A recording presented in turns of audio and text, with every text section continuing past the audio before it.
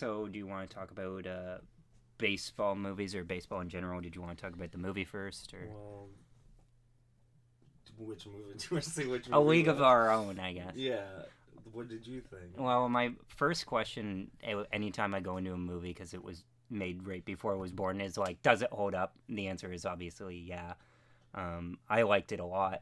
Yeah, So, what did you like about it? um, Because it was your first time seeing it. yeah. Well, I always think I remember reading something about like screenwriting in general of like if it's not taking place at the time at which something is most interesting or the interesting part of a character's life or whatever the plot is, then it then why not? Like it should be. I think the setting was like super interesting in terms of like there aren't any other baseball stories told about women, at least that I've seen. So I like really enjoyed the setting, and I've never seen those characters. I have not seen Summer Catch, but I remember it doing poorly at the box office. Has never been kissed a baseball movie? No. No? I feel like... Well, how do you define that? Yeah, I'm glad you asked. Well, I'm glad you asked because I find that like people say that like Jerry Maguire or something is a sports movie. I think that sports has to figure into like the climax of the movie in some way, or otherwise be inherently part of the main characters' lives. Like, I feel like whatever the result is in Bull Durham or something doesn't really matter, but the characters, like, for it being constituting a baseball movie, but it's endemically a part of, like, all the characters' lives. Like, it is there. So it's because the setting itself is in baseball. It's not like... Would it not... It would be a different movie if Nuke LaLoosh wasn't winning. It is important to him. Yeah. But do you mean because it ends up focusing more on Susan Sarandon and I think Kevin Costner, that the win-loss isn't decided? Like, isn't the factor for them, like, she's going to show up and he's only there for a little bit longer? Yeah, I think of it more just in terms of, like, eliminating some movies from being considered sports movies or something. The Sandlot a sports movie? Yeah, I'd say so, because it's like when I think of that movie, I think of baseball. I don't think of it as like also and or a third plot line or something like that. What about Benchwarmers? Yeah, I guess. Yeah, I don't know. Classics. I think Benchwarmers with Robert Redford and Chris Penn. And... What I found interesting about this movie is that the end result of them winning mattered a whole lot less than I thought it would, which is kind of Field of Dreams, like the outcome doesn't count. Yeah, Field of Dreams is like a really unique kind of movie for that because, but it is about a guy who's essentially changing his life to suit the needs of baseball or whatever. Is it a sports movie then? Yeah, I'd say so because because it can't be told without baseball. Like Jerry Maguire, you could substitute Rod Tidwell's character to be a basketball player or a baseball player. I feel the point would more. Yeah. Even the injury part. Like chess player, or if he was like representing him as like, you know, a competitive like ribbon dancer, and he was that intense. Yeah, maybe that's why you had to settle for Renee Zellweger. Yeah, you know, maybe if he was like a champion at darts, he could have gotten a Jennifer Aniston. That'd be a fascinating movie because it's like that then makes Tom Cruise's character a sports agent for dart players, which is a story I'd like to see. What was that Don Draper one recently? Oh, $1 Million Arm. Yeah. White Savior, I think, is a good thread actually with have you seen or Magical Negro, like with Cuba Gooding Jr. Or Legend of Bagger Vance. Yeah. I saw Legend of Bagger Vance with kid goggles on, so I'm still under the impression it's a good movie. And then I look back on it and I'm like, oh wow, so many good people were in that movie. But I'm just gonna leave it, you know, like I'm not gonna revisit it. So yeah, I really like. I enjoy like that movie For the Love of the Game. Or it's bad. Yeah, so we should probably say that we watched Bull Durham, For the Love of the Game, Field of Dreams, and then today League of Their Own. My personal favorite is Bull Durham. This is my personal favorite. League of Their Own? Yeah. Oh, that's cool. Against all of those. I like that reading about it. It was, you know, they actually had to play. That they couldn't just show up and simulate it. They had to actually do the thing. Yeah. Whereas like a movie like Moneyball, just to make the distinction and comparison. Mm-hmm. That's like I was thinking about Moneyball while watching this movie. That's a baseball movie for people who hate baseball. Yeah.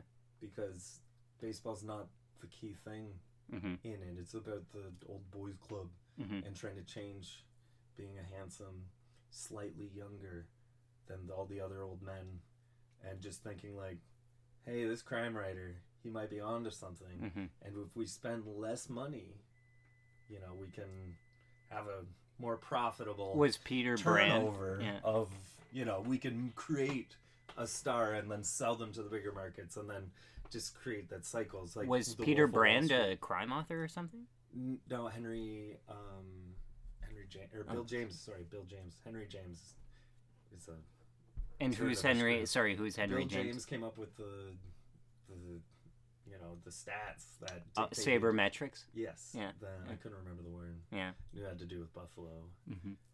Is that where it was like invented? No, it was just making because of the Buffalo Sabres, which calls to mind a sports moment that's always stuck out with me in other films is the riot that happens in Bruce Almighty after the Buffalo Sabres win. Oh yeah. I always think of that in I guess like their fans have gotten just desperate enough to actually like pray to God earnestly, just like as anyone would, like that an organ donor would show up for their dying loved one, or you know that maybe they had like dreams come true, and one person was like, I at that time who the Sabres would have had, they're like, I really want like Alish Kotelik to win the Stanley Cup, or you know, my guy is Donald Audette. You know, Jim Carrey / God. Please bring him to the glory world, to the championship. Did you know that like Bruce Almighty was like? What year was that? That was 2002. It was like Jim Carrey. Buffalo Sabres from 2002. That I guess it would have been like just after Dominic Hasek. But, they were decent around then. You know, I remember watching playoff games around that time next door.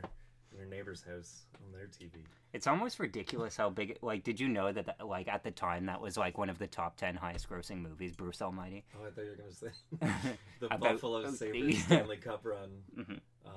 Although they were the ones who were screwed with the crease rule with Brett Hall. And his what's the crease rule? He had his skate. All season long, the refs were crazy about enforcing this rule for protecting the goalie, where the player cannot enter the crease before the puck can. Oh yeah. And then the final goal, where the Dallas Stars won with a player named Brett Hall, who was in the news recently for saying like, you wouldn't believe the shit we got up to if you think like. You think that what these players are doing are bad. Anyways, he scored the championship-winning goal, and then the refs were like, let's just let him have it. Oh yeah. You know, does that happen ever? Like, it happens all the time. The refs are just lazy, or sometimes refs just want to, or umpires just want to go home. A controversial opinion I have is that like I'd rather them take the human error elements out of the game, even though a lot of people think they'd make it more interesting. Like, we have the technology to make it perfect. Like, why don't we? And it's like, oh, it's somebody's job. It's like, who cares? Yeah, like it's in this case, like sticking to baseball with like robot umpires. But anyways, just because I was like just thinking it was funny, I could probably just keep talking about the early 2000s Buffalo Sabres. You know, I was thinking... You would just go along with it? Probably. It was like, oh, Mike Greer, those gray, red, and black uniforms, the Buffalo Slug, you know. But you know what I'm thinking about? If you're, in terms of the best sports story told in, like, fiction or something. Like even a non-sports film? Well, I was thinking because of The Last Dance, like, if The Last Dance has a strong ending, I'd consider it, like, the best sports story. Because it's structured with the ending. It just came out today. But I know it includes Dennis Rodman's membership in the NWO with Hulk Hogan, and that was terrible. But it weaves in like every element of the sports. It weaves in the merchandising, which is like plays more of a role than it should. It plays into the personalities. It plays into the physicality of the game. It plays into the psychology of the players. I always find that like maybe because of it's a movie in only 2 hours, that like, I enjoyed A League of Their Own, but I felt it was limiting to the point where it's like, how well is the team doing in this season? Does it matter? You know, it's kind of they like... made it to the championship. Yeah. They made it to the World Series. How many teams were in the league? They told you at the start. I don't remember. I think there was only like 4. Yeah. It could have been more than 8. Yeah. Well, we came fourth place. I'm trying to remember there was a Disney movie where Angels in the Outfield. No, but also a baseball movie. About a kid taking over as the general manager for the Minnesota Twins. Isn't that like Major League? Or not Major League. We haven't seen that. Rookie of the Year? That one is with Henry, who breaks his arm. And Daniel Stern. It's I'm looking it up right now. As soon as I see it, it's why is this? Remember a couple of years ago when they were like comparing when the it is Little Big League, and I wrote that down before. I just doubted myself. Did you say that one? No. Okay. I miss Dennis Farina is in it. Yeah. You know, New York cop. Yeah. No, Chicago. He's from Chicago. I'm trying to think of like Dennis Farina. Remember we watched, was it Thief? Yeah. And it was really in Chicago with James Caan. And we were like, man, we started talking about Dennis Farina. Yeah, he is Chicago. And it turned out of course to be Dennis Farina's first film. Yeah. And that's just like, how can you not be romantic about Dennis Farina? You know, some people, like with Gary Marshall in any of his films, they're Dennis just like Farina. Very genial, where you're just like happy to see them. Well, it's just Dennis Farina for me is just through John Glazer's impression of him. And there's like I think of him in Snatch, even though I don't like Snatch. I haven't seen it. I thought you meant Snatch No. With Goldie Hawn and from what Chuck Schumer. Somebody, I think it was the AV Club, described that as barely trying to be a movie. Yeah. It made me very uninterested in it. And then it also bothers me because I think a lot about now. My movie analysis has mostly stayed the same, but I think now more as I've gotten older, okay, where is this person in their career? Maybe because that's just what I'm thinking about. But like in terms of like Snatched was a movie where the director like was on the way, Jonathan Levine. He's kind of on the way up, but it's like when you talked about a few weeks ago. Say what you will about those weigh-ins, though, their makeup got a lot better for the second white chicks.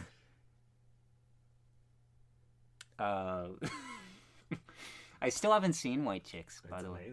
It's amazing. That one of movie. My favorite true crime films. I'm forever defined by us going to see Spider-Man 2 and White Chicks playing after, and us not being able to see it because we were too young. Just see White Chicks? At the drive-in, yeah, because it was the second movie. Yeah, I think it was rated R for being too real. Mm-hmm. You know. I think I did watch the Terry Crews scene, though, where he sings 1,000 Miles. Yeah. We're a long way from baseball movies now. I think Michelle Branch did a terrific job covering Terry Crews. Vanessa Carlton, actually. All white people look alike. Yeah.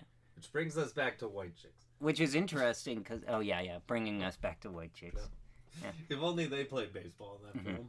Somebody had a comment like, this is totally unrelated, and I'll get it, and I'll cut it out in post.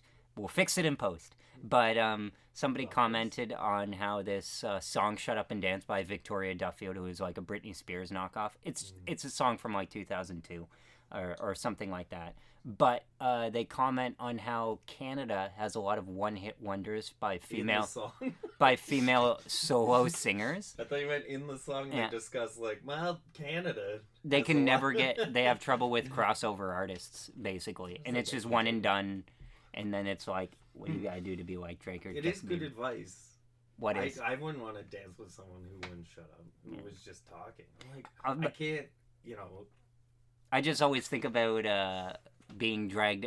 Like, how many times have you been to a social gathering and somebody like, there's always the girl who wants you to wants everybody to have fun, so they like pull you out on the dance floor to dance. Physically pull you? Yeah. Yeah, and then those people also have trouble with like boundaries. Yeah. It's like, I don't want to be touched. It's like those assholes who on university campus will have a sign that says free hugs, but then they won't ask you if you want one, and they'll just try to hug you. I've only ever seen. They're like, "Come on, man, lighten up." Has that ever happened? I was like, you should follow your own advice. Has that happened? You only live once, so think carefully of what you will do. I'm gonna. Can you? No, that has happened. That would happen at U of T and wherever else, like Queens and. Can you imagine being at a point in your life where you decide it's like I'm gonna put on a sign that says free hugs? I mean, mental health issues are tough. Rampant.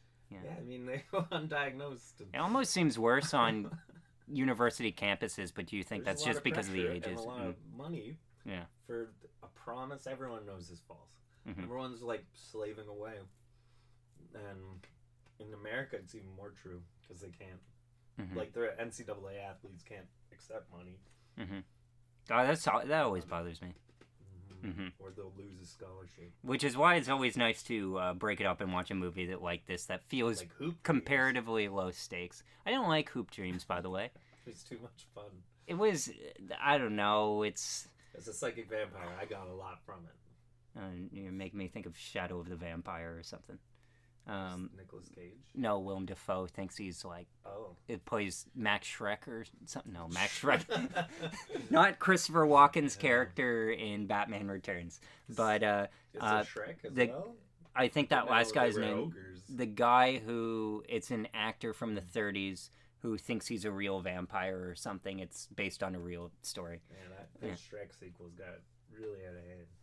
Shrek 1 is actually... I'd like to rewatch Shrek 1 and 2 because they actually are regarded... Like, I watched a special feature on YouTube of John Powell and Rupert Gregson-Williams, I think it was, score of that movie and how it mixes with licensed music to actually...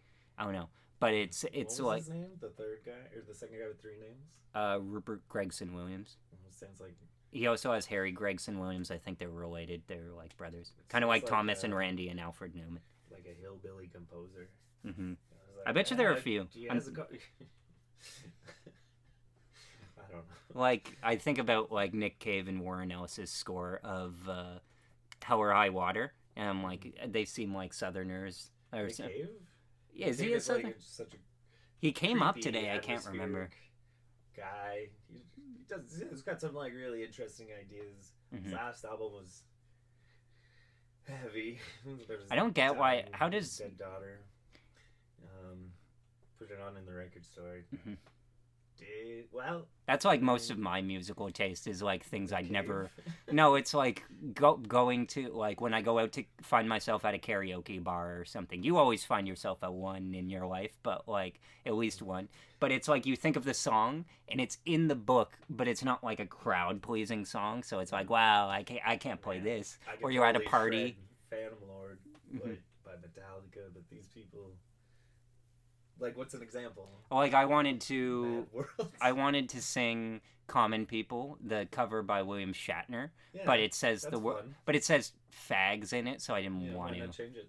You could say, what's the context? You could say hags. Smoke some fags and play some. Well, then that's in a different context. Yeah, but like I overthought it at the time, and it was like first week of university. I'm like, no. That's proper context. He's not, I doubt it would have knocked down the head. So. Jarvis Cocker, like, smoking out the gays, like doing his anti-gay militia. That's what Common People's about. Oh yeah, I thought it was. Okay. I mean, these days you could come up with a anti-gay anthem by Pulp. Well, I always think of what you said about Joker in these movies, where it's like they're so broadly about everything, but they can be endlessly reinterpreted to mean anything. Like the Bible. Like The Shining. I mean, the Shining has some, like, pointed...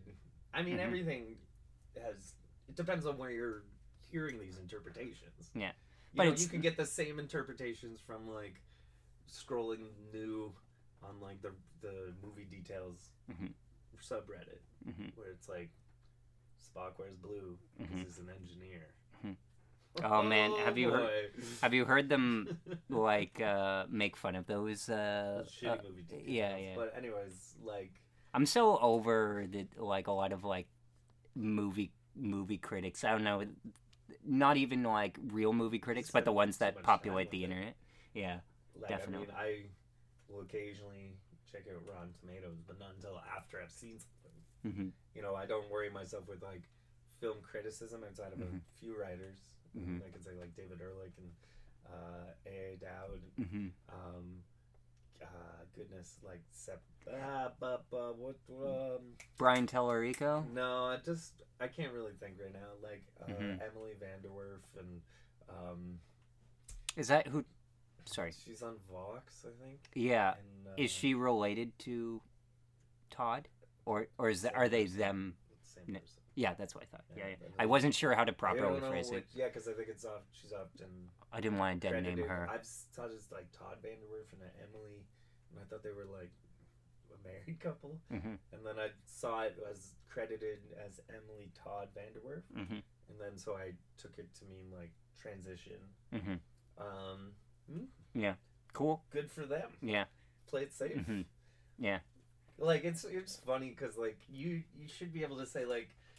Oh, for her, good yeah, for him. yeah. The Good for thought is them. there. Good Yeah. for them. The thought is there. Like there is, little Mhm. permissions, Mhm. little adjustments. What do you think of? But I know we're getting really I away think if from someone, baseball like, movies. knows the right terms, but then they have an easier time to disguise their agenda if Mhm. you know the right terms versus like sentiment, Mhm. content versus form, Mhm. like we always talk about, especially in movies. Hashtag segue. I wanted to bring one thing up is like because I got mad is the wrong word, but like annoyed, probably because it was from IndieWire, which I realize I like less and less. But it was like top 100 films directed by females. And the first time I saw it, they used The Matrix on there, which I'm like, Yeah. 'Cause okay, yeah. But it took me a second because it's like I remember having a good discussion with a coworker who was like on the side of yes, and I at the time was on the side of no. I'm like, but it's like not who they were. And then he goes, it's like, but it is representative of who they are all along. Yeah. So I'm like, okay. Every portrait's a self-portrait, and that changes retrospectively. Like, Yeah. Leonard Cohen did 40 million versions of Hallelujah Mhm. before Jeff Buckley came along. It was like, I got this. Yeah. And then you know, Shrek blew it out of the water. and whose version is that? Jeff Buckley's. Jeff Buckley's. Yeah. And made it into like a crushing song, whereas Leonard Cohen Got think his has, used like, in his Watchmen. latent like impotence of like a frustrated old man, like Mhm. of like an older Gentile, Mhm. like identifying too much with the Philip Roth novels he reads, and you're like, if Mhm. only I had like just a little bit more guilt and shame, then I'd Mhm. really be nothing. Makes me think that like, I wonder if Jeff Buckley is Catholic. He died. Well, yeah, but He he drowned could still be a Catholic. mysteriously. It was like an accident. He jumped in water over wearing cowboy boots. He Were they too heavy? They must have been He heavy. just didn't resurface. Yeah. You see those stories about like newlywed women going into. I think you should, when you say like female director, I think it's funny that you don't say like women directors. A woman director. Yeah, because female. because male and female is a spectrum, so it's men like and women. Or yeah. you could say guys, gals, non-binary pals. So Yeah. I like that one. What about ladies, gentlemen, and those yet to make up their mind? I think that's like RuPaul. Charles said that. About that. I wouldn't. It was That's in a just movie. not- I that's think just we're not giving me. it too Those much aren't weight my already. words. Yeah. But guys, gals, non-binary pals sounds nice Mhm. and non-inclusive. Mhm. So, ladies and gentlemen, or men and Cheryl. Mhm. But I don't know. Like, By the way, I think like it would be interesting. I think there's a documentary about trans athletes, and it's like that has a play on title Mhm. of based off of League of Their Own, like Mhm. No League of Their Own, I believe is what it's called. Mm. That I mean it's a very interesting situation because a lot of uneducated people seem to be very opinionated when it comes to people who don't identify the way that others think they ought to, and they're like, but what about sports? It's a very American well, what do you think? question. What do you think about then, like, male to female people who've made the transition male to female, should they be allowed to compete in it's different. I think it depends on the sport. Well, Every cycling sport has regulations. So there was every sport has regulations about testosterone levels already. Yeah, so there's an interesting thing. So if they can't make those empirical things, then well, bicycling had a rule where it was they did monitor. There's no integrity in cycling. That's just a bad example. Yeah. Well, that's why I'm using it because it but their rule and whatever as long as you're making the money. So their rules were for female cycling based on levels of testosterone, which a lady who made the transition passed, but she's also winning. And then another female cyclist challenged her, saying that she should be thrown out of the league because it's not just about testosterone. She feels that there's something else, but it's just like the rules are still muddy and clear in terms of it's tough when it comes to combat sports, like mixed martial arts and kickboxing or other competitive fighting. It's to me, it always just comes back to me. Yeah. You know, me personally, as a man, as a brother, as someone who knows humans. I just hate that. Like, as a father, I hate it anytime. Appalled. Like, as a human, you should be. Yeah. It doesn't matter. It's like, I know a couple of them. That sucks. The thing that changed my mind on it was during the Access Hollywood tapes, and so many people said as a man. And I didn't get why it was as a bush.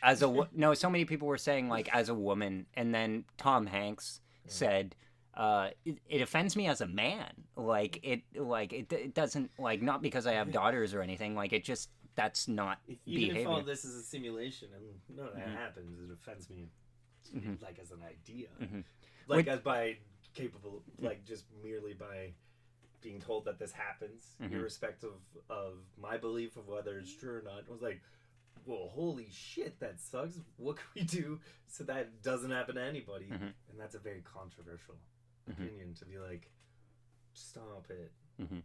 Don't, if someone says no, don't do it. Leave it alone, yeah. It was just, how would you say, how could you be so brave to say something so...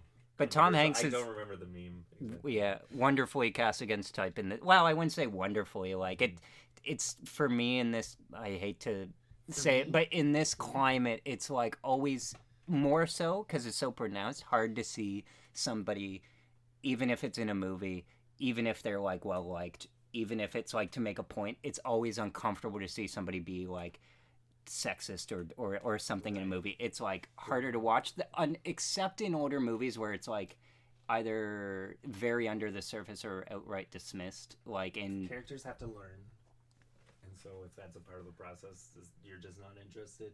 It's it should be a given, is my opinion. Maybe it's not a very compelling lesson, meaning it wouldn't be a very compelling story to see one man realize, hey, these ladies are people. Like it's a given. It's like being like, man, war's bad. Do you think it's like the Imagine by John Lennon of Revelations? Jeez. Imagine there's no possessions. I think. Like, when you start. Do you think? I know you don't usually there's no parental abuse as much as I do into like makings of movies, but do you imagine that they like Trojan horsed Tom Hanks into the movie? Like this came out after Big, and they're like. From what I understand, he actively he wanted to be in it because he was being cast in stuff like feel gooderies, like Big and Small and everything medium. I think was the third one. It was the third one, but it was technically a prequel to Big. It was a wraparound. Confusing. It was very the Huntsman Winter's War-esque.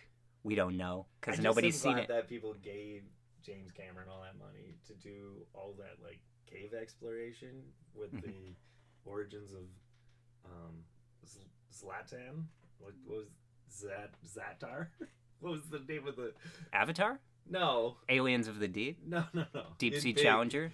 Zoltar. Zoltar. Yeah. I was saying if Medium, the third in this trilogy, involved his origin story, starring Patricia Arquette as a medium. Yeah. Well, I think Alfred Molina would have been a good one, or a pre-crisis Michael Richards. Because Alfred Molina is like medium in weight. I just think of like who looks Albanian. Because that's what I think. I love. If I was the casting director, I'd be like, we really need you to make. Like James Cameron really wants to go exploring these caves, and we want to tie it to the big franchise. This has gone out of hand. Well, I find it funny that you brought up Alfred Molina, who's kind of always on my mind. He's openly benefited by being what's it called, like generically Swarthy? vaguely Eastern European, Yeah. because it's unclassifiable. like he's in Prince of Persia, which I really like, just as like I guess a Persian guy. I don't even know, like his accent doesn't line up at all, but he's like the funniest part of the movie. And then in the Da Vinci Code, in the special features, you can hear him talk about being cast in a role that he's in for like 5 minutes.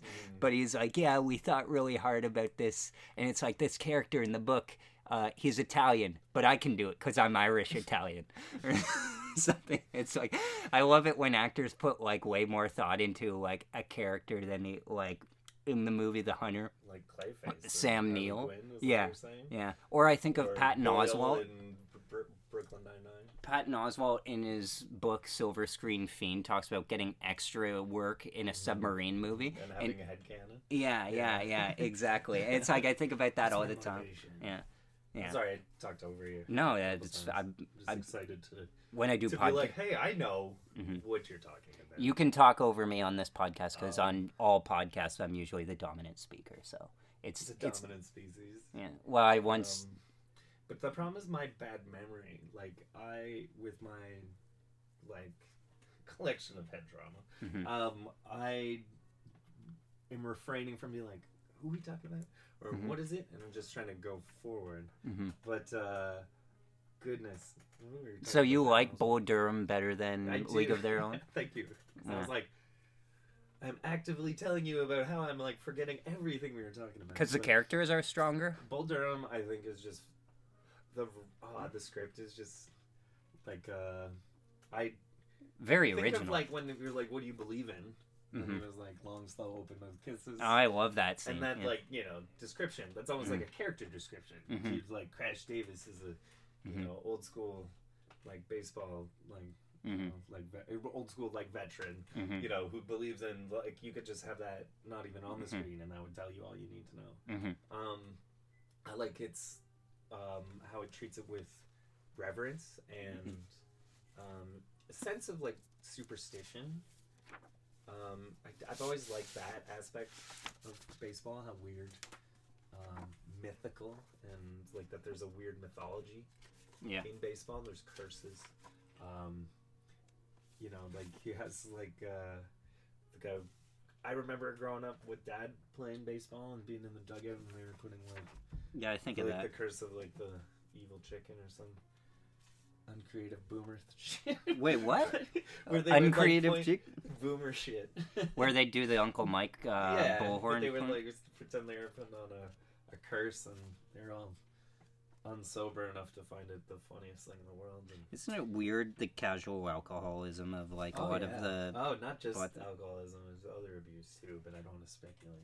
I just know of certain tendencies of people who enjoyed adulthood in the 80s, and which also means came of age in the 70s and was a child in the 60s. None of those decades are known for their drugs. What's kind of funny is I thought like if I wanted to be the most like privileged person in the world, it's like okay, got a good start. I'm like a white male, but I'm also born kind of later, and I thought like if I wanted to be the most privileged white male ever, and I like thought it down, I'm like okay, I'd have to be born after World War II, so there's like no chance of like losing father or something like that. But I have to be like young enough so that like women's lib and stuff wouldn't like. And I came up wouldn't get in your way. And I went out and and I came up with like 1948. Man, I just can't stand the smell. And you know who was born in 1948? Hitler. Donald Trump. Oh, close. Yeah, pretty close. Yeah. I was actually looking while you were your older thing at like the 15 or 25 plot points that Robert McKee talks about of like there are only this many. I only know about like there's the 39 dramatic plots by, I think, George Pulte. Yeah. And I was trying to think of, okay, what ones haven't been done in baseball? Like, baseball as a horror film. Well, yeah, you could take 36. Well, like, That's a horror film. film. Pick a horror film.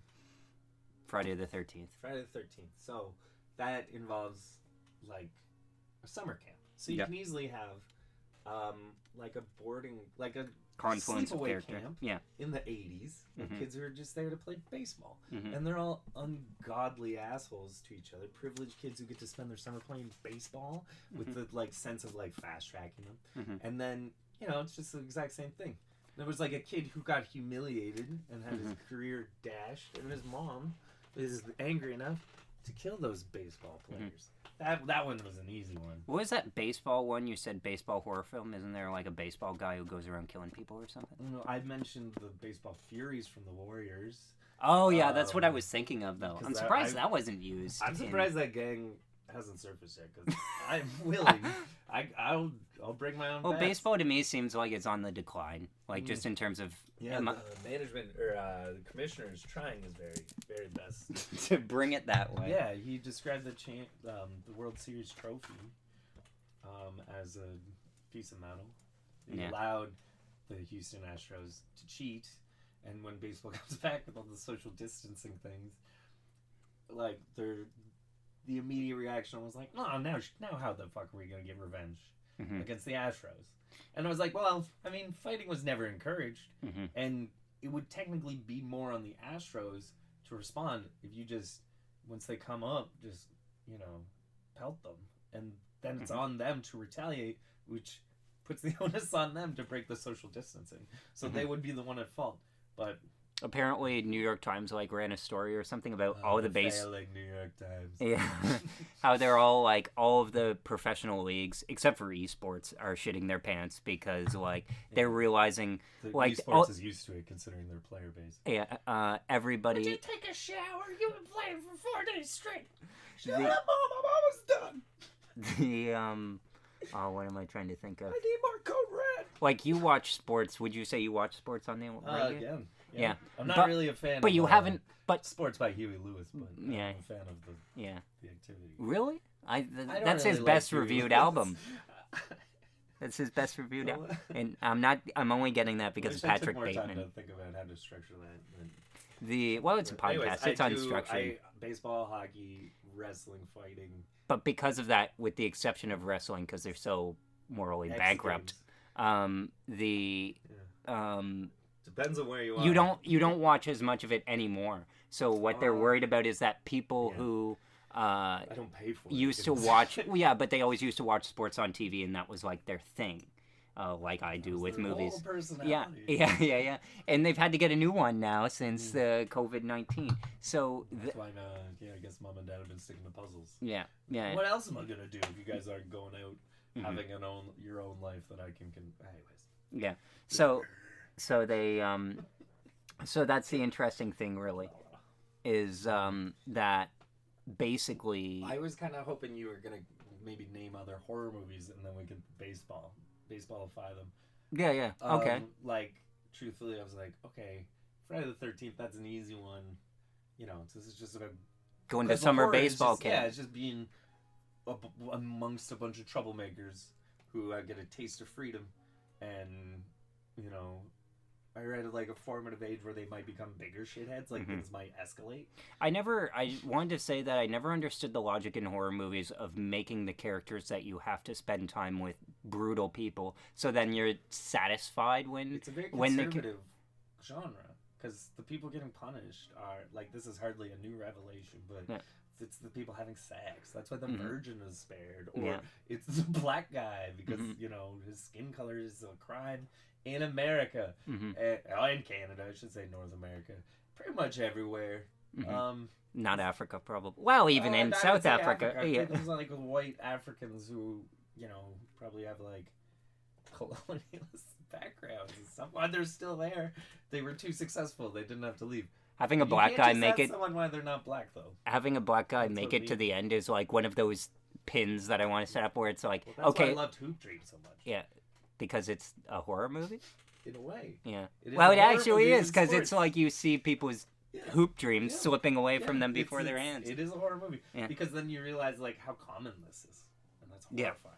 That's like everyone who remotely tries has to go. But through that's the average story. And think about it with a sport like football, where in order to get to that point, you've already sacrificed your end of your life and your well-being, and health. To get to that point, to have a but then you could say average, that the 2-year kids then career. in hoop dreams are blessed because they find out earlier. They were.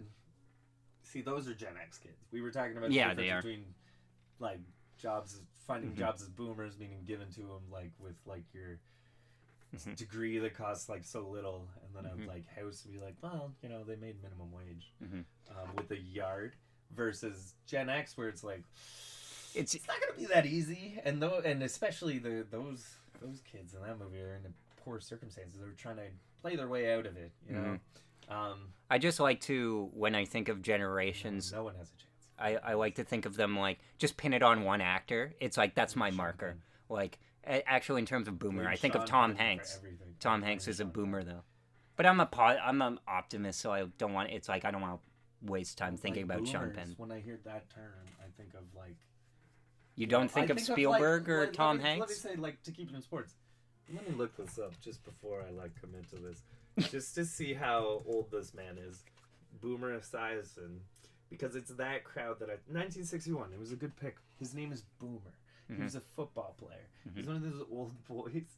He played, the Bengals, Jets, and the Cardinals. And I'm not like a big football fan, but if he was a quarterback, then he could have only won with the Jets as a backup to Joe Namath, just because I don't think the Bengals or the Cardinals in his career would have won. I think the Cardinals won.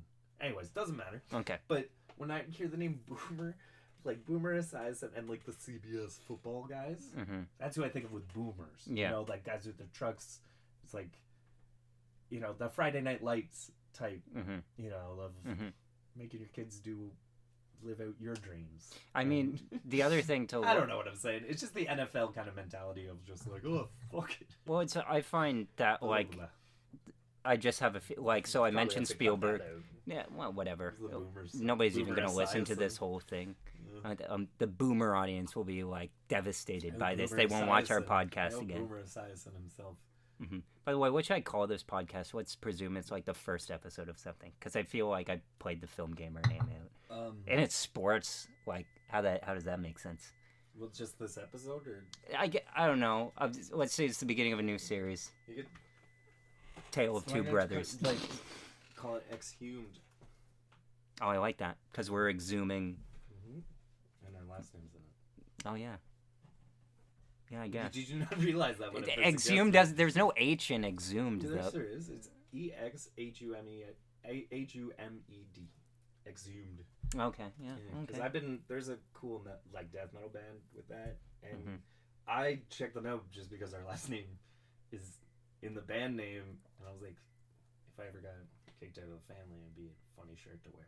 Well, I always think about and Dad would probably be mad at this because I brought it up to him slightly, but I'm like, okay, if I go to Hollywood and I'm a director, I would strongly consider changing my last name. I already asked them; they're fine with it. To Carpenter. Yeah, that's fine. Because then I got William Wyler, and then I got John Carpenter, and then people say like, "Hey, are you related to John Carpenter?" I go, "No." But Carpenter is in her family. Yeah, I know, and I also like it because it's maintains the paternalness of our name, but it's also feminine. I asked Mom and Dad. Mom was more into it than. Just do whatever you want. I found Mom was more into it than I thought was. about the same thing because I was like, if I make it as a writer, we can't wait to see your name, and then it was like a conversation like that, and I, played with a couple pet names in university, and added Vaughn to my name without remembering, I was didn't think until recently about Gus Van Sant. And I was like, well, that's probably his actual last name. But Von Trier and Von Sternberg, these guys gave it to themselves. Yeah. You know, like, Oh, okay. Like Lars Trier is his name. Yeah. It's not Lars von Trier. Well, a lot of people but think it's that. like a made-up title that he gave himself based on von Sternberg, Joseph von Sternberg, who I think I'm saying his name correctly, from the silent era, worked with like Marlene Dietrich, that whole gang. Nicholas Robertson sounds fine, by the way. No, I'm going with N.A., like N/A, Yeah. not available. Yeah. Hume. Okay, yeah, that has a nice ring to it. And it's accurate for my approach to socializing. My Not available. my Don't ask. my name came about because when I was writing the title page of my screenplay, yet to be finished, I wrote out, I'm like, okay, I'm gonna do William because it's professional, and that ran out of room. William Robertson. Yeah, and then that William ran out the room, and then it was just Robertson Hume, and I saw Robertson Hume. I'm like, oh, that sounds right early. Yeah, that's nice. Yeah. So it's like, but I always think of like, oh man, what if you're an actor? Wouldn't it be the worst, Nick? The worst first world problem if you make it as an actor and you don't have like a nice name, like that kid Jaden Lieberherr or whatever changes his name to. There's like oh, the fresh new face on the scene. His name is Hank Bubba Zagurski. That's with 4 A's. You know. There's another girl. She played Dora the Explorer. Well, the most teen heartthrob named Richard Tips. Her name was like Isabel Moner, but she changed her Moner, but she changed it to like her mother's name or something like that. The mother's name's making a comeback. Maiden names. Yeah, I still can't believe that guy's name. Well, you changed it again. To what? I believe it's. You can't change it. It's like Snoop Lion. Nobody buys it. That's his stage name, and Ron Artest is legally changing his name every time. Mm-hmm. I believe it's. I think about that with World Artest or something like that. Meta World Peace now goes by Meta Sandiford Artest. Throwing bows. It's like Ludacris prophesies. One thing I want to say about A League of Their Own, my favorite scene in it. Can you guess what it would be? Ludacris's part, but no. Turn it up. I got a midget hanging from my necklace. Your favorite part would be the dance scene. No. In the bar. But I like your energy. The wedding? No, it's the scene where the one girl doesn't know if she's like cut or not because she can't read. That was very sweet. And then the one girl goes up to her. It's like I can't imagine that scene happening. I can't imagine that scene happening like in a man's movie though. Because it's like just that kind of kindness that like I've had many women be kind to me in that way. Yard, did you? Oh yeah, no, yeah. I know. I'm pretty sure it's in the original Longest Yard too. It's in the original. Bad News Bears, you know, or The Sandlot. I like both those movies. Maybe in like Field of Dreams. Yeah, but they're like. But that made me cry. Like that scene in A League of Their Own. Yeah. But Longest Yard, by the way, the original probably has the same thing because it's in the remake. In the remake, steals every single scene from the original. And then adds more wrestlers. Yeah. Which like just shows you where that's probably a conservative movie, would you say? The Longest Yard? The remake? Yeah, I think it puts it like nice, tries to be like, hey, these people neglected by our mental health resources and they're being put to use. Over-policing of poor neighborhoods and people who get into like gang banging and street fighting because they can't get hired, you know, for a reputable job, or maybe they got busted too many times and no one's gonna hire a felon, and so they have to turn to crime. But don't worry, Burt Reynolds will be there to teach them about football. In both versions, they'll probably make some, prison rape jokes.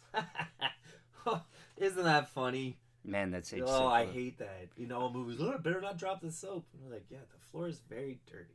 I remember being so disappointed when I saw The Longest Yard because like it was like the first. Not enough Kevin Nash. Well, it made me realize that like just because you're an actor that I like that you don't always make good movies. Like was that the first realization? That was the first realization where I went in thinking this should be good. I haven't seen Almost Heroes. Oh yeah, I have. And Chris Farley was my early childhood like, man, that wasn't as good as it should have been. Chandler. Chandler. And I was thinking of Tom Hanks' role in this. How Matthew Perry, at a certain point in his career, could have played this role. By the way, just drunk and like an addict. shelling himself, washed up. Secretly Yes. Canadian. Yeah. Like a lot of baseball players. Mm-hmm. But Tom Hanks' you're right. character Character was based on Jimmy Fox, first baseman for. And was this a true story? Yes, I thought so. Jimmy Duggan is not a real player. Yeah, I didn't think that, but he sounds like one. Right? Yeah, it's a good baseball name. Yeah. There's so many good baseball names like Ron Gant or Rusty Kuntz. I never liked. It's a real one. He's the first Sure. base coach for the Kansas City Royals. But I never like. Buck Farmer. I don't like one syllable names, with the exception. Lefty Grove. You don't like that one? With the exception of Will Smith. Will Smith is the only one syllable name Like there. boop boop. Yeah, like there's a rhythm Like to Lefty Grove. Yeah, That's a baseball I player. know.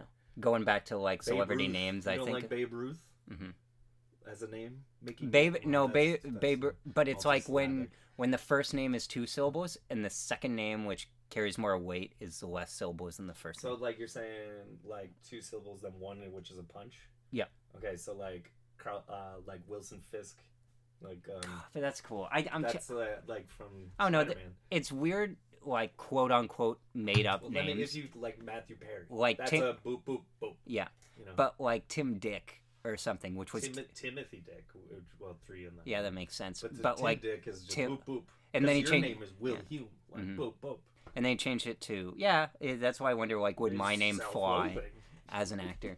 That's Tim not Dick my- then changed his name to Tim Allen. Sorry, Tim Dick then changed his name to Tim Allen. That's always Randall Park. Like that name bothers you? no, I like it. Same with Constance Wu. I can't. Any of those yeah. kind of names. There's Does just a that lot of bother you in Harry Potter? What?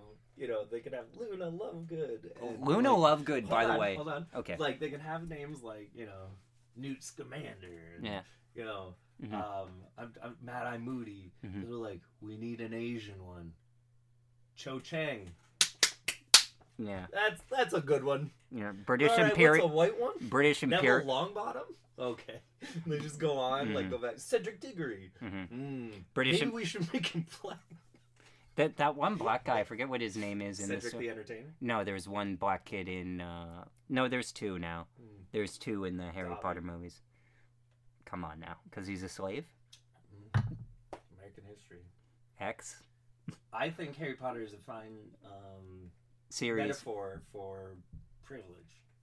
Can you imagine that film from But the someone fascinating else's perspective, like someone Yeah. in Ravenclaw, who so you go. what if you Neville show up- Longbottom was poor? So there's clearly a shortage of wizards in this world, which would explain their teacher shortage. Why they're not doing background checks. Mhm. They're always bringing in someone who's like a friend of the worst person that's ever lived. Someone who's so bad that he's the N-word of people because you can't say his name. Yeah. And so you are so special. You get to go to a wizarding school, in fancy England, and fancy conservative England, like what, 1990s. Thatcher would have.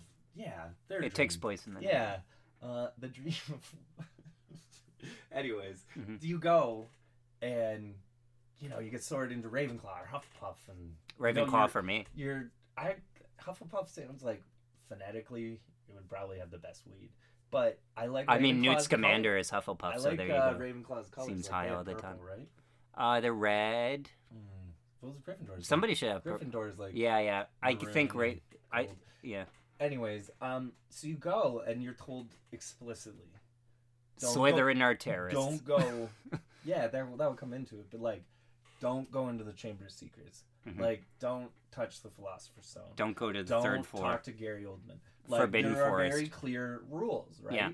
And then 3 assholes, and they're Mhm. hanger-ons, like people who pretend Mhm. they're their friends, go and they purposely do this thing. Mhm. And then they jeopardize, everyone's life for Mhm. their own adventures, so they can find themselves, and like Ron and Hermione, all Mhm. that stuff. But like, Shouldn't have been together, really. yeah. So you do your best. You stick to your studies. You do everything you can. You keep your head down. Mhm. This is a wonderful opportunity. Mhm. So at the end, Dumbledore's like, "Okay, well, we have the results here. Hufflepuff, Ravenclaw, Slytherin, you're all tied.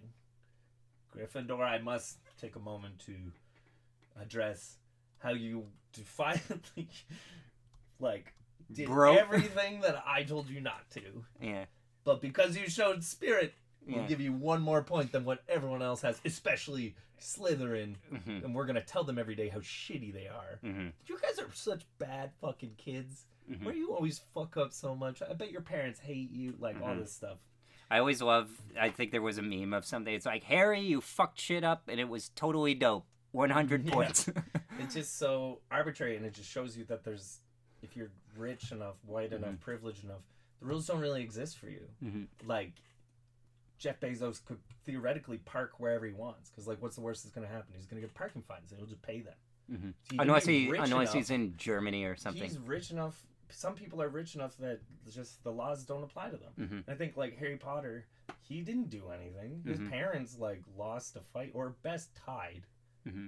You know, they're not around. Yeah. He got hurt. Mm-hmm. You know, and James Potter was an asshole, as we know from flashbacks. Because James Potter, what's interesting? These jerks, like, they just, like, bully Alan Harry Rickman Potter's, like that. Like, well, who's yeah, clearly, that, like, Harry Potter's father. Not everyone can be your friend, especially not teachers and authority figures. Do you find, if you were... That story sucks. Because Harry Potter kind of lacks dimension as a character, because he's supposed to be an avatar. But Dumbledore is a nonsense cyborg Jew. Well, yeah, well, that it doesn't, like, them saying... bisexual, J.K. Rowling but only saying... in a demi way. Yeah, J.K. Rowling saying that Dumbledore is gay and then not... Also, Cho Chang is Asian. Yeah. And then... It's important we get that one across. I think that, like, the wizarding world, as it's now called, is, like, ready for, like, a Ryan Coogler, like, revision where it's like, okay, but what if we actually took the person who was truly least privileged to be in this world? It would be, like, way more interesting. Michael B. Jordan. I can see him being... I can see him anchoring. I just want him to have 'cause we all know at leading. That he did such a great job in Black Panther. Oh, yeah. I was more on his side than T'Challa. I kind of was, too. I wanted to see him... actually has, like, kind of the Harry Potter thing going on. I mean, he was worthy in the end, but he was really only getting the opportunity because I kind of feel like I'm in the... Killmonger was robbed group. His name is Killmonger. It's hard to, you know. Yeah. It's like he basically wanted to murder everybody. He wanted to kill, you know, and like slave he wanted owners. to be a monger of death. Yeah. Like someone does weaponize fish, it. Yeah. You know.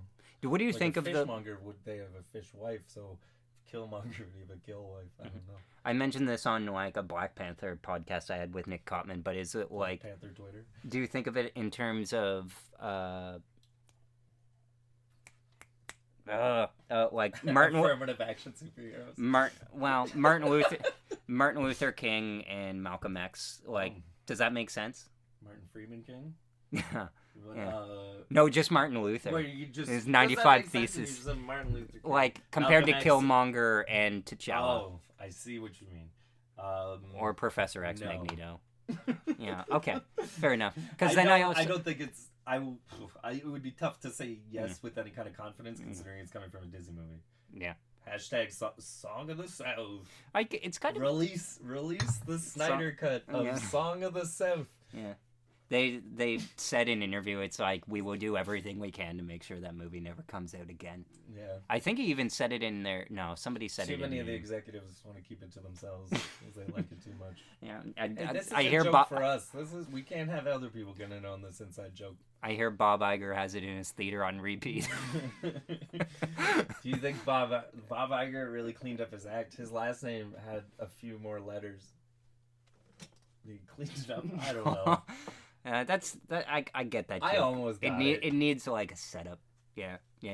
But it needs an N and another G. You know, it's kind of interesting to think of like in his book he basically talks about and Ryan Coogler. I was sure to tell him he did a good job, and he was like really nervous doing Black Panther. He was a really articulate young man. Which is funny because, which I find funny because if you listen to Ryan Coogler, he's articulate's not a compliment. It's just something like he can talk. He's not a savage. Ryan Coogler sounds like the complete opposite of articulate, which I find funny. Like, because he's like, he clearly knows what he's doing, but I was like, you're surprised by how he sounds. Yeah. I find like he's very personable. But I find with well, you know, his work speaks for itself. So I haven't seen Fruitvale Station. I've only seen. I can see you being annoyed in a way by African-American Fruitvale company. Station. By the way, Yeah. yeah, just because of the way it's told is basically like, I don't know. here's this guy who Sam talked about it too much that I was like, I'll see it one day, but Yeah. I'm not. If it one positive story about Fruitvale Station, I saw it at the Bytown Cinema in Ottawa, and one guy clapped at the end of the movie, and everybody was so mad that that guy had clapped, but nobody said anything. It was complete Was he silence. cheering for the wrong character. Yeah, he was. Oh, he they was got him. Kevin Oh, what a Durant's shot. in this movie. Is Sweet. he? Yeah, you know that actor, the guy with the long face. Oh, I his think name's with the Durant with a basketball. T. No. No, that's also the basketball. Oh, so yeah. It must be with a D. Yeah, he played. Only one person could have that name. He was in the world. X-Men movies. I forget who he was. He was the big fat. He was the Blob, I think. Blob. Yeah. But he just always He shot went his work. really method acting. Yeah. Yeah. I always think Visited of. Tom Arnold every day as a consultant. I think of Adam Devine in some talk show appearance where he's like, "You put on weight for this role." I did. Nobody asked me to, but I. But Just I did. Like, thanks in this movie we watched. By the He, way- put on weight. Mhm. Gave T Hanks to the local Dairy Queen Mhm. for helping him get in shape. Because Mhm. he wasn't supposed to be old. Jimmy Dugan wasn't supposed to be old. He was supposed to be washed up. He seemed extremely out of shape in that movie. No, that's what it was supposed Yeah, to be. Because yeah. there was like a lack of potential. Or Yeah. potential unrealized. Mhm. Yeah. But.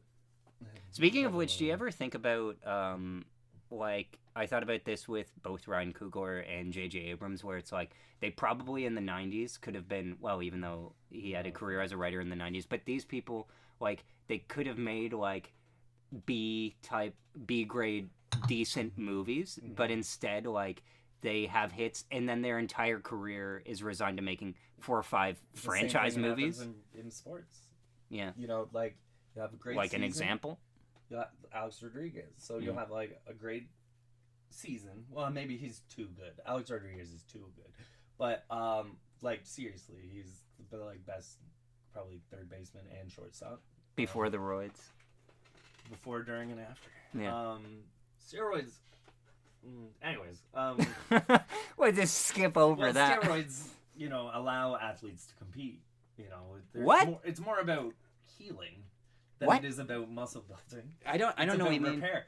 It's like for So an is that how they athlete- work? Oh, right, yeah, because that's Yeah, how they 'cause work. what Yeah. they're- especially these days. Like it was because there was no regulation, like the free market system of pharmaceuticals and competition. It wasn't written down yet, so you're like, well, until they do, I'm gonna keep doing it. That's like the real American dream. But Well- like Until they say Roberto no. Luongo might be a better example. Okay. So he, amazing goalie and really good guy. But and I say that as a Bruins fan. But like, Who does he play for? he's retired now, but he was on the Canucks Okay, yeah. during the Stanley Cup final Mhm. when Dad Got mad. He got mad because I was cheering for the team that I've cheered for since I was 4, and he was cheering for a team that had Rafi Torres because they were the Canadian one. But you can be sort of a sore winner sometimes. Well, it also I was Think of James Franco in just This think Is the of, End when it's like, F you, on the way, and then I he can drops. also get that, but that was a particularly heated series, and my friends were here. That's why I hate sports. They get too heated. But so Roberto Luongo played well. He got a huge contract, but then the expectations went up, so he couldn't ever live up to his expectations, to the resources that were given and promised to him. And I think that's what you're saying about J.J. Abrams. Like if he had to fight more, Yeah. if he wasn't as comfortable as like he can just do whatever he wants, no one's gonna tell him how many lens flares to put in a scene. But Yeah. like, or you know, we don't need to make a scrapbook about how much you like Steven Spielberg. Well, I was But- actually thinking of Martin Scorsese at the time. He said that he'd rather. He's glad that he was. Oh, I think you meant in J.J. Abrams. In terms of like Ah. career making, he said that he was happy that he had to wait so long to get the Oscar because he said, "Who knows? Maybe it would have given me another day of editing or something like that." Plus, like, you don't do it for awards and validation. Yeah. It's such a circle jerk. One thing I found about when I was looking up like people who I was trying to think of a follow-up to like the best Oscar speeches and stuff, and I've came across a lot of talented people who have been nominated or won, like Hans Zimmer as an example. He's won one for The Lion King, a score which apparently he hates. There's a funny story of him. And everyone would think of Elton John. No, it's like Pharrell Williams inviting him to. He finds it cheapens his career or something like that. But Pharrell Williams invited. Working with Pharrell would cheapen Hans Zimmer's career. Well, he did Hopefully work with. it doesn't do the same for Run the Jewels and then the album next month. He did work with him though. They both composed the score for The Amazing Spider-Man 2 together, and Pharrell asked him to play at South by Southwest, and Hans Zimmer was like, "Fine, as long as we're not effing playing The Lion King." And then one of his Played Happy, and he was like, "Oh God, what have I done?" And then one of Hans Zimmer's like own band members told him to get over himself or something. But he in his speech, like similar to Joe Pesci, was like, "Thank you, it's my privilege. I'm done." And then they peace out. And it's like, because they know they're gonna win, let me get back to work.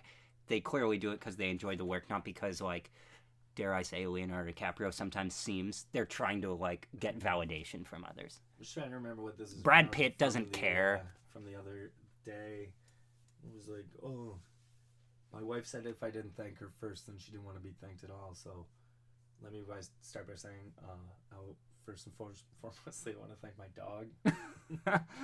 That's pretty funny. Do you want to? No, I can't think of it at all. It doesn't ring in. Wrap it up is when I was trying to do the baseball. Sure, the home run symbol. How long have we been? 1 hour 6. Oh, that's impressive. Well, I think of it like we could go to 2 hours or something. I don't know. I don't Yeah. I'm, Let's finish up with some thoughts on the movie overall. Things but I haven't said. So, but let's see. So, I want to, if we can narrow the focus to the 4 that we saw. Yeah. Bull Durham, For the Love of the Game, Field of Dreams, and A League of Their Own. I think we started to go through. Number 4 is clearly. Number 4 is A League of Their Own. No, number 4. It in terms of quality. 4 of 4. Oh, you mean chronologically? Well, so. Or in terms of quality. Because I would say like Bull Durham, For the Love of the Game, Field of Dreams, and then. For 10 miles of shit. I think that's the highest praise For Love of the Game will ever get in its life. That it's number 2 behind Bull Durham and somehow ahead of A League of Their Own and Field of Dreams in terms of quality. For you? For you? No, I was saying A League of Their Own is at the bottom of the list. In terms of quality? Yeah, it sucks.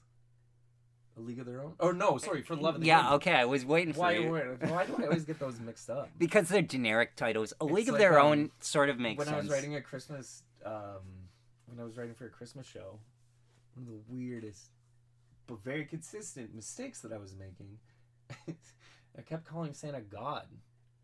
I kept really like, and then God comes in. I can see that though. That's such a strange. That was a slip up. I kept saying God when I kept trying to say Santa. It was a Deus Ex Machina. All I heard and I was like, he's the sex machina, like he's the sex machine. And it was like, I thought maybe we were leading down the road of saying like, I don't know what a Deus of all the elves. I don't know what a Deus Ex Machina is, but I'm really glad this guy showed up out of nowhere to help us.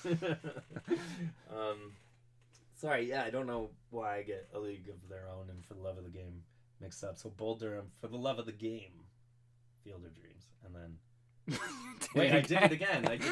Bull Durham, A League of Their Own, Field of Dreams, For the Love of the Game. Maybe it's just how I just my flipped body the top to two. commit to trashing a Sam Raimi movie, just because like Evil Dead. Sam Raimi is on the same level as J.J. Abrams, where he's like good enough to be good. He's good enough to be good. J.J. Abrams couldn't have made Spider-Man 3. Ridley Scott, at the right point in his career. No, he wouldn't have. He would have been. He would have made Amazing Spider-Man 2.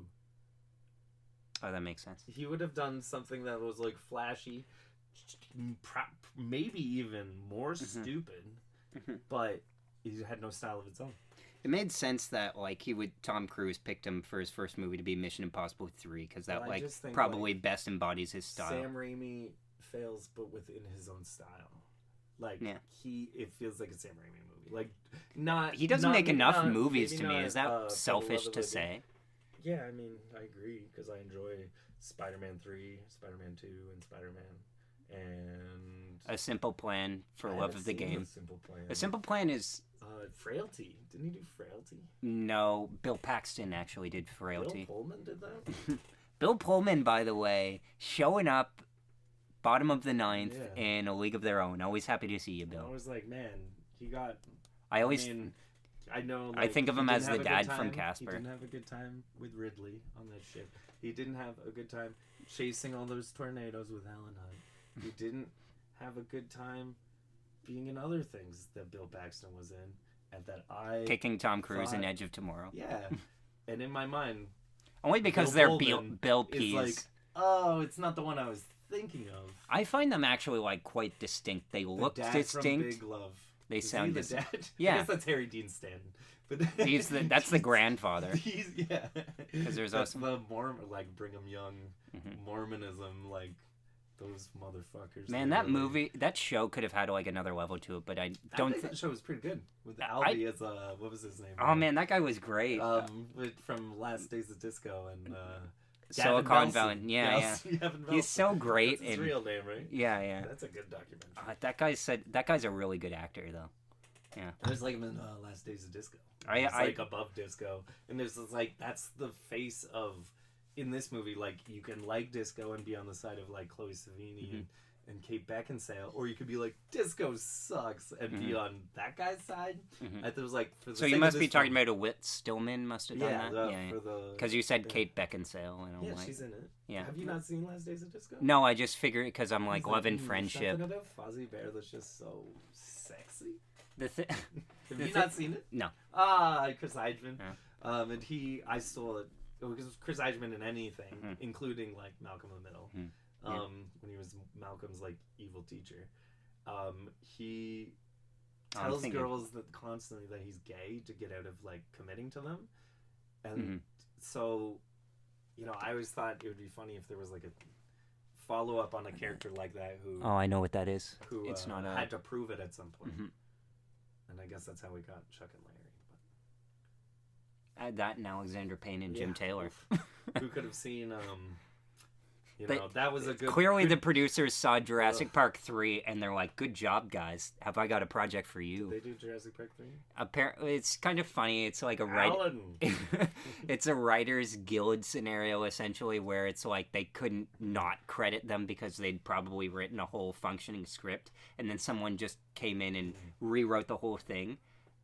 But they, like, either they didn't take credit or something, but they had to credit them with the script to Jurassic Park 3, even though they asked them, and they said the only line that they kept from our version was when Sam Neill turns to the mercenary on the plane. No, Alessandro Nivola turns to the mercenary on the plane. He's like, so how do you know the Kirbys? And he's like, through our church. And then the second one was like a 3-second, 1-minute monologue that William H. Macy says about like going on a disastrous fishing trip. He's like, the guy wanted to knock my lights out a beat.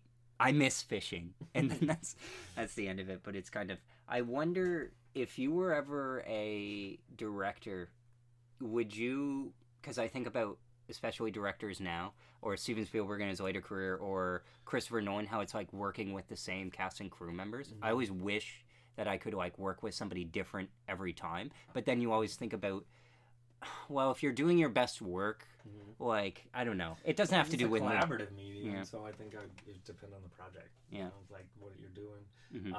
My dream would always have been like to any of like my friends or family who just wanted a career to have them like trained as like a grip or whatever. Just and work with those people over and over, you know, and I don't know if that would make things better. Just with you mentioning like the Actors Guild or whatever, it reminded me of I think Jeff Ross jokes that I was hearing the other day. I think he must have been talking about, it was the roast of Hugh Hefner, and he said about an old actor that was like, they're so old, their guild number is 3. Oh yeah. They're so old. When he joined, SAG was called Firm. I knew you'd like that. Yeah, I've heard that joke. I can't remember who it was for. Yeah. One thing that I didn't bring up about A League of Their Own that I wanted to though, because we're gonna keep going till I say all my thoughts on it. even if it takes another hour. I'm kidding. I'm kidding. Is the colorization. I talked about it. It's the same as Bullet Durham, where it's like slightly glossy, but filmic look. I love the aesthetic of movies in the 90s so much for that. Like The Fugitive, even 8mm, Silence of the Lambs is one where it's like when they're in a basement and it looks like they're in like hell or something like that. But it's clean. It depends on who they're working with, right? Like, I don't know the specifics, but Criterion, some of the times when they're restoring something and they're not working with the cinematographers. Yeah, then it tends to take on like a very cool hue, like bluish greens and almost like a fluorescence kind of added to it. I've noticed it. I mean, it always looks great. Typically, isn't it sometimes crazy? it's a part of it, like with Chungking Express or like True Stories, David Byrne's film. Yeah. But there are times when I was like, man, this is so blue. I was like, do I normally have it on warm color setting or But that's just me. Can you think of a movie at all where it's like the person who essentially had nothing to do with the filmmaking as it was traditionally done ended up having like the greatest impact on it or something? Like Dune? Well, I was thinking about studio interferes, you mean? But in a good way, I guess. I mean, Argo, like where like in the movie project is just a front to get people out. I was thinking of Meet Joe Black. Apparently, I've never seen it. So I watched it on TV, like and it's a 4 hours, good right? TV movie. Yes, except I'm pretty sure the TV edit of it is actually only 2 hours in some, and basically. Bold of the television channel. Yeah, they did. Well, it had to be done on like Bravo or something. They really screwed it, and they're known for Bravo is known for like screwing up people's things. But they cut this. You never meet a stranger in the Alps. Like, the TV edit, but that's like a good example of a good TV edit, in my opinion. It's a funny TV edit. Yeah, yeah, but it's like that stuff I love. So basically, the TV review version of Meet Joe Black is very good, and it's the version that I saw. That's why I listed favorite film every year. I couldn't find one, so I chose Meet Joe Black. But it's What year? 1998. Yeah, and don't get confused because the Oscars reward the movies the year before previews kind of screws it up. No, but they year of release. Pick like The Big Lebowski. Yeah. Because I don't. I like. No, they're my own personal choice or Rushmore. Big Lebowski makes me feel like I belong to a club in a good way, but where it's like it doesn't feel like I feel ownership over liking Revenge of the Sith. But I don't feel ownership over liking The Dark Knight because everybody likes it and it's like a good movie. But I don't feel like I feel comfortable in knowing I like it just as much as everyone else does. Like if I wanted to be, like, but I'm not the number one fan. I would say Happiness for 1998. If I wanted to answer it for how I would have answered in 1998 when I was 10, I would have said Godzilla. But as I'm like it stands. Today, I like Godzilla '98 by the way. I always thought the guy, one of the actors in it was Roger Ebert. But it was a criticism of Roger Ebert that they put him in there. Basketball. Apparently, also came out that year. Just looking through, but they specifically cite how they look like Roger Ebert. Did you see it? Yeah. Probably just to be like these critics. I think it was like George Lucas had a feud with Pauline Kael or something like that. No, named an otherwise unnamed character. Why is Pauline Kael considered so important? Well, it was a prominent. Film critic of the time. Yeah. In a time where there wasn't. What a shame. Well, you're prominent because there's no one else left. She's good. She worked. It's not because they wouldn't. It wasn't necessarily. It wasn't as easy for women. Like at that point, like if you think of like Margaret Atwood or Alice Monroe, you have to be really good. Fight and fight and fight and fight and fight, and not everyone gets the consideration of persistence and well, fine, fuck it, let them do it, let them have their show, But like that's and their perseverance and their consistency and staying power and like how they've been able to get here, and that I think anything that should be, they wanted film to be seen as like a high art as well. So when you do that, you also have to accept that if it's in the mainstream, it's going to be subject to all kinds of criticism. Like I think that's what video game culture is having trouble with. They want it to be their own, but they also want it to be respected in mainstream.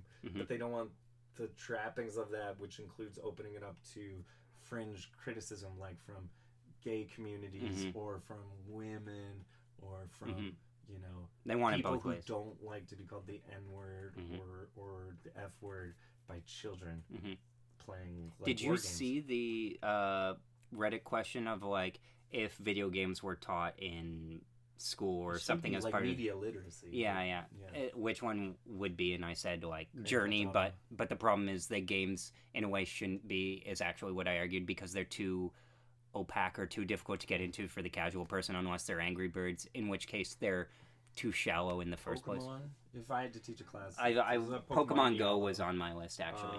If I had to like, if I had to pick stuff, if it had to be a course, I think Manhunt.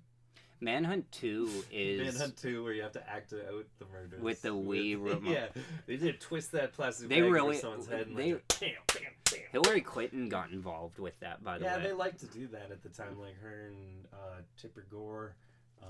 And like it's in the grand tradition of Nancy Reagan. Is it wrong though that she was kind of in retrospect they're kind of right because it really was extremely violent and they were doing it because nobody could stop them from making such a violent successful game. But it's just like we recently watched Last Temptation of Christ. Yeah, I don't think a lot of those people would have protested it if they saw the film. But like. I think a lot of the times it is someone's like, it must be bad because I don't want to do the work to figure out why. Yeah, the lazy. It's an easy. It's not like we're having to live with being advertised to, like start of the day to the end of the day, where because the world is so small, we know of every terrible thing happening. When in fact the world has never had less violence. Like statistically, as far it's one of those like, oh, did you know? Yeah. So I don't know how accurate it is, but I think there's a difference between when we would have grown up, we wouldn't have heard about 3 people getting stabbed in Japan. Yeah. But now we hear it like, oh, it's happening right now. And what do you think of when people say? And they need more material, right? So smaller things are getting more airtime. There's films and television that are irresponsible. I think it's bullshit to say that they don't have any effect. Yeah. Because as like a kid, you watch like something and then then watch it, and then we'd watch Rumble in the Bronx, and then we'd go jump in the pool like we're Jackie Chan. Yeah. Like or after I watched The Waterboy, I actually did go on a tackling spree and got in trouble. Yeah. And you did get that Roy Orbison tattoo, and so there needs to be responsibility from the Mission Impossibles, James Bond, to show someone gets shot. To not release Song of the South. Yeah, I mean, sure. Anyways, I don't even remember. Media literacy is more important than anything. To know when someone's lying to you. To always ask who's benefiting from this. Usually it's a matter of like someone's trying to find ways to divide poor people against each other. Boomers and millennials.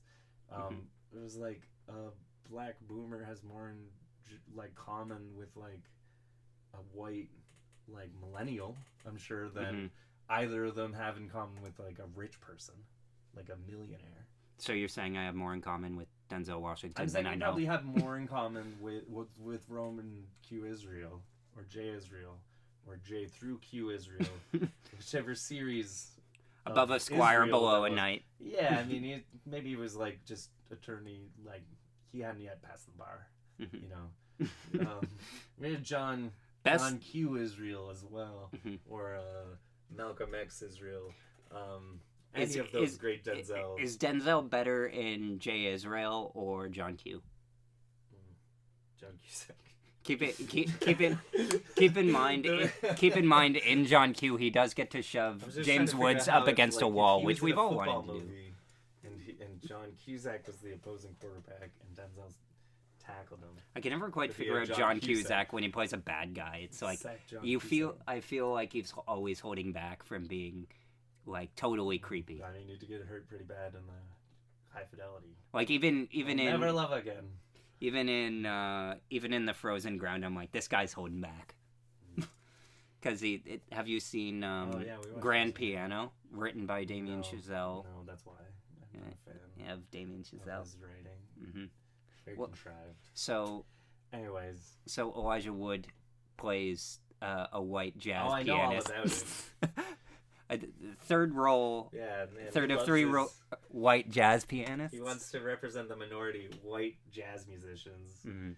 You know, it's like those guys Have no peers in that world. Mhm. It was just rich white guys telling you about how these poor black guys don't get the appreciation they deserve.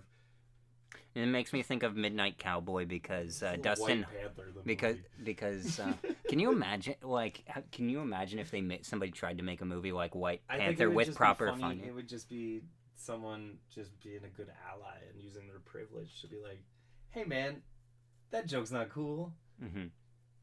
Boo, this summer. Yeah, And yeah. it'd be like, "Hey, you shouldn't What's say not? that term, man. Mhm. Like, that's not very cool." Yeah. Coming this summer, That's not the very- blockbuster hit of. Oh man, that's not a good joke. Yeah. White Panther, starring Giovanni Ribisi. What's his name? Ribisi. Ribisi. Yeah, yeah. Scientologist fuck.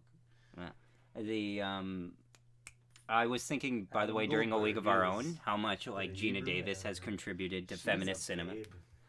I'm That's exactly the point she wanted me to watch Thelma and Louise, the show where she plays the president, Commander in Chief. deal with all of the horrible sexist Family Guy jokes about her, with her poor Mhm. tooth to gum ratio. That was, allegedly. I was I thinking of that. disagree with it. I Just was let her looking at smile, it- like so many times, and you know, You can't see it in A League of Our Own.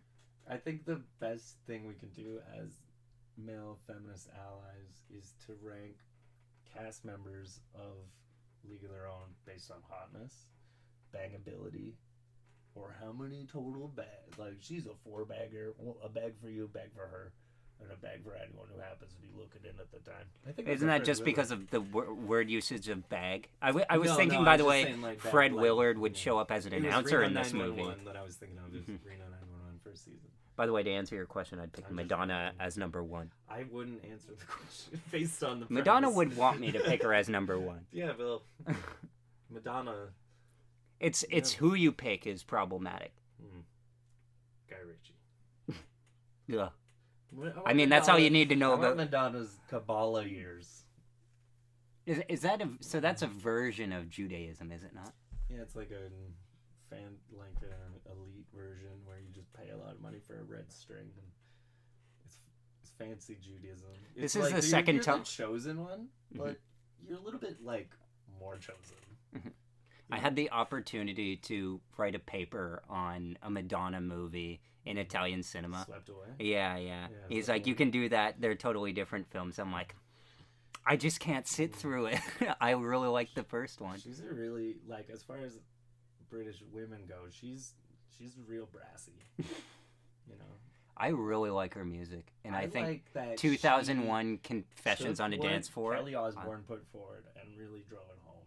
Like, once, you know, and just follow in the footsteps of like Lady Gaga. I and still Bradley Cooper. I still listen to Hung Up every once in a while. Still What a great hate song. The song "Frozen" by Madonna. "Frozen in Time." Oh, I thought you when were they- thinking of her contribution to the Die Another Day soundtrack. Is it also ice themed? It opens with Pierce Brosnan How being many dunked into an ice weather bucket. Theme songs does she have? But Probably one too many. But I think we'll leave it at that. yeah, we'll League of Their we'll Own. have to come back next time after next sports movie we're gonna watch is Simon Birch. I hate that movie. You Also just starring hate that David little guy. Strathern. I remember we watched it Did Murder by Baseball. in religion class. We talked about I wanna like we press had to charges. watch it, and we're like we should recall it Simon Perv because like the character is awful. Man, Yeah, Like, Roger he wasn't Ebert very gave it- nice. He was yeah. actually really Owen Meany. Is that the character's name? That's the book it's based Oh on. yeah. The one that Jim Carrey wrote. David That's Strathern the- is also in that movie, and he does a good job. He plays Jim Carrey in The Cemetery. I remember Jim Carrey He's in the the bus. cemetery. Oh It's- man, I would have loved to see how Superman's dad dealt with that bus of drowning children. No, stay there. Let me die with them. That only seems not batshit insane because it's coming from Kevin Costner. And we actually finally saw the prequel, Field of Dreams. Mm-hmm.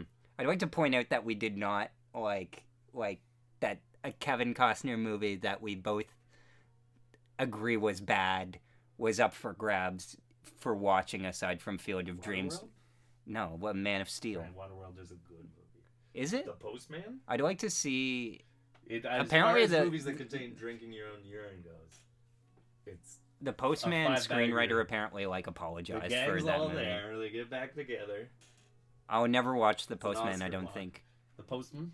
Yeah, but reading the plot description, I'm like Like that good movie could be made of that. I like the cartoon it was based on. Postman Pat. He's a black and white Cat. Maybe Something a like black that. and white Pat as well. I hate black and white movies made today. Why? I was like, wait a minute. You where's have this color. sense? I hate black cats. As somebody, as a color handicapped person, Calm I am down, offended. Bob Iger. Pre-crisis Bob Iger. Before he changed the name. Mm-hmm. Harder. Mm-hmm. No, I said Bob Iger. What's up, my Iger? How much would you have to change Hulk Hogan. that name ever so slightly to have his character to not get sued in a movie? Bob Iger? Yeah. Call him Bobby Eggs. Yeah. Iger, you can do anything. I'm gonna take my cues from the 1998 You're Godzilla presuming that you would interpretation create of Roger something. Ebert. You could create something of any consequence that would attract the attention of the head of Disney. Mm-hmm. Then you're already in good I shape. don't know that. Yeah, like your name, what you name the characters. Secondary. Oh, I was thinking that. This one was named. Oh, the name's Diaper. Mayor Ebert, by the way, I think in Godzilla. You didn't react when I said Richard Tips before, but I think I wasn't sure how to react when you said Richard Tips. to a man named Dick Tips. I know. Richard and Dick, it always seems to me like a stretch. Like, nobody ever calls the first winner of Survivor Dick Hatch. Maybe you don't. I'm pretty sure, wasn't he the gay one? Yes. The only gay person they've allowed on Survivor? Tax evasion. No, well, they had another. That was a different game for gay You people never in the saw. 80s. You never. Survivor. Yeah. Their torch snuffed out metaphor for the AIDS epidemic. Reagan's hated gay people. Yeah. Well, it's because they're overly religious. We're living in the aftermath of Ronnie Reagan. Oh, yeah. So he's Well, because people quote him all the No, time. it's just this is the exact fallout. Like it's like a 25 years or so after. Mm-hmm. You know, the prison state. So, yeah, it's. Homeless people. War on drugs. But Warning labels on CDs. Wait. But I also think of it as the post-Clinton era, because Clinton's 98, it's 2020 now. The crime bill essentially is like the aftermath. Yeah. But yet you can be directly associated with them and still get far and elected to a major party. The Republicans, didn't hate women so much and sick people, and they supported stem cell research. Then maybe the Gipper wouldn't have died so soon. And the Gipper? He had Alzheimer's, which you can prolong your life and improve your health with stem cells. I mean, that was the plot of Rise of the Planet of the Apes. But I think look what happened to him in this movie. Well, that's because they had James Franco. Oh you don't my have God. James Franco leading your Alzheimer's research. It was Reagan all along. You finally gave me HIV. Yes, you finally gave me. Where does James Franco go from here? Because he's been adjacent to a lot of stuff. Stops making William Faulkner adaptations, because as a fan of William Faulkner, who's gonna stop him? You. Who's gonna stop him? Hopefully, William Faulkner himself. Is William Faulkner still alive? No.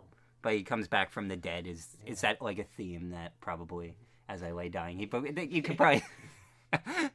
Because I look at it as a metaphor William more Faulkner for James Franco's 20 career. Years ago. Yeah, I mean. Do you think William Faulkner would have had a similar career to James Franco? Yes. Messaging underage girls on Twitter.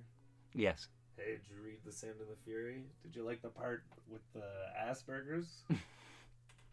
James Franco. Tricked you. He's It's 42 the whole now. Thing. What's it going to be like for James Franco in his 40s in the substantially easier than it was Everything last just gets decade? easier. Because it's like he had an LA Times or like Who cares? course. But the visibility of his crimes are high, so not many people are going to want to work for Not him. enough people asking the right questions of where the other Franco sibling is. The one that Dave? they don't talk about. No. The one that they keep Oh, the hidden. third one. Yeah, yeah. Julio Franco. I think about that with the Hemsworth brothers. There's like a fourth one, I'm pretty sure. Yeah. Yeah, yeah. Or the Baldwins. Feed up Daniel, you're the weakest. James Baldwin, I think, the author. Yeah. I remember when we watched If Beale Street Could Talk, and I That's told... based on James Baldwin. Yeah, and I told Dad, and he was like, is he related to the I'm like, oh, how I would love to see that version. Well, it would give Alec Baldwin a few more words he would be allowed to use the next time he was drunk and angry. That he would just... Don't worry, I'm related to James Baldwin. I can say it. That he's just Calm like... down, Bob Iger. That he's just saying, like, he's ruined his career by playing Jack Donaghy, I feel. People thought, like, Russell Crowe's career was over when he threw a rotary phone at someone in a hotel lobby. Like, 2005. Who has... And his old career enough kind of to was have over. used rotary phones and also worked in I hotels. thought it was a cell phone. I think it's impressive. I thought he picked up, like, the desk phone and threw it. You know why he survived that? Because Tom Cruise, like, outdid him and was crazier at the exact same time. With his death call? Actually, 2005 was, like, a really big year for, like, celebrities Well, those are Mel Gibson, falling down the too. hill. Mel Gibson, Russell Crowe, Naomi Mel Campbell, Gibson loves those Jews. Tom Cruise. If I could, I would But tell that you Mel could Gibson attribute that to YouTube as well. I That would was the tell year Mel- that YouTube was I would, like, invented. I was like, hey, I bet Mel Gibson would get mad if you told him that Jesus was a Jewish person. It's he kind of wasn't, he was a irrelevant. Christian. Yeah. Anyways. Yeah. The yeah. Go in. No. Yeah. finish this Okay, one yeah. and done. So just yeah. But I was just wrapping up because it's interesting. Mel Gibson hates the Jews. Russell women. Crowe has And gay people. movie coming out at the beginning of July. Like before, it's going to be the first movie released after Fighting COVID. around the world. And then he also had the True History of the Kelly Gang, which was like I guess playing in limited theaters this whole time. I don't know, nobody's watching it. But Russell Crowe due for a That comeback Kelly because Kapowski and of her boomers gang, or something like that. Like, do you think of that? Because he has appeal among that group. Who? Russell Crowe due for a comeback because of boomers Yeah, and stuff. I'd Like to he's see him like in like fights. he's in real playing like conservative roles. Like he's filled the role of like the conservative dad in movies We a lot should now. do like a Manchurian Candidate with him, where he could use his access to like fist fight other prominent people that we don't like. Should call it the Reverse Insider. Fighting around the world. Not just think of the reverse Donald inside. Trump The campaign. Inside Outer. The The term and it's for also a meta sequel to the Pixar film, Yeah. The Inside Pixar. Owner. The Pixar film Ants. Yeah. Well, I don't With think an we can. S. I don't think we can top it. I don't think we can top that. Top Ants. The Inside Outer. Inside Outer. Yeah. Cigarette Smoke You. Yeah. It was written Anyway. by Yakov Smirnoff. What are we calling this podcast? The Exhumer? I think Exhumed is what I suggested. Exhumed. But I think you want the Inside Outer. Do I call it episode 1 or episode No, 101 one's in like a one's an TV outie. show? We call it one. Well, we're 2 minutes. My goal is to make us like shorter than the 2006 remake of Poseidon, so we're gonna have to wrap it up in 1 minute and 10 seconds. Why? Because I remember, I have a memory of looking in the Keep it the quick, movie man. magazines that we got, and it's like the running time of like Poseidon 2006 of 99 minutes. I would remember reading it, hadn't seen it yet. I'm like, that movie was definitely I like cut. to quantify times with movies. Like, oh man, these 3 hours will never pass. But at least I couldn't watch like Titanic. Like if I started now, I couldn't finish it. But also, why would I start it? Fuck that movie. There was enough space for him. Yeah. Yeah, I think about that all She the didn't time. want him to live because it was And a people- fantasy for her, and she didn't want to have to deal with the repercussions of actually being with a poor person. Agreed. So she let him die. It just didn't matter. Trip was over for her. She didn't give a shit about poor people. On the next episode, we're gonna do homeless. we're gonna do a reading of Titanic. Anyway, We're gonna do a radio play just based upon the old lady practicing her sounds of her dropping. The, oh god, It was like, was that a good one? It was Stop like, me- no, try it again. Make it sound like you just like. have you ever left seen the your alternate ending to freezer Titanic? open. By the way, Where she bangs everybody? no, where she Oh, like no? Bill That's it. Paxton. Or sorry, Bill Pullman. No, Bill Paxton comes out and stops her before I she think drops that it was in. I think James Cameron recycled the footage for Medium I hear it's coming in one of the Avatar sequels. with John Edwards. Anyway, yeah. So that's that. Episode 1. The Exhumed or the Exhumer? Or It's up Exhumer? to you. Well, I like know. exhumed was what I was saying. Exhumed. Just based on the metal band. Yeah. And our last name. But Yeah. Exhumer. Exhumer, no, I like It Exhumed. sounds like you were born. And is it Exhumer like... And you've And it's how it's actually spelled. Is it E-X-H-U-M? E-X-H-U-M-E. Exhume. And you can put an R on it or a D. However it Or may an be. S. Yeah. Or a Z. Mm-hmm. They say your father's exhuming. Mm-hmm. No. Well, Nick, thanks for being a part of this podcast. Yeah. I think this is going to be the one that actually I make more than one episode of. That'll be fun. Yeah. Well, we'll have to do this again. Whenever we feel like it. We're not going to set a Well, time. yeah. You can watch like a After. bunch of movies and realize, like, hey, there's a common theme, or like you get Or you- caffeinated up again like this. Did you need to be caffeinated? Yeah. Okay. Always. Yeah. To do stuff. I had ridiculous high energy today. I was thinking by how fast I Just, washed like, those dishes. Manic stuff. I can't imagine. Like, can't believe I went without medication for so long. Mhm. For like being manic, and I was like, how did I raw dog life like that for so long? Ask Mel Gibson. We'll talk about hashtag dragged across concrete, hashtag sugar tits. The next one I think about the Mel Gibson straight-to-video trilogy of Dragged Across Concrete. The movies they made after he was ousted from Hollywood, excluding Hacksaw Ridge. He made a movie called Bloodfather. He made Dragged Across Concrete. And he made Get the Gringo. And they're all three well done, so in spite of Mel Gibson movies. That's pretty cool. Yeah. What women want. Yeah. What a great movie. Yeah, so It doesn't make the most of its premise, but it's pretty good. It's like 2.5 hours of being like, hey, it's pretty much the movie we said before of like the basic revelation. We're like, hey, these chicks are people. Mm-hmm. But it had to be done by women. Wow, it's all in the game. Mm-hmm. For the love of the shame. Until next time. Nice Oh, shoot, I don't know how to pause it here.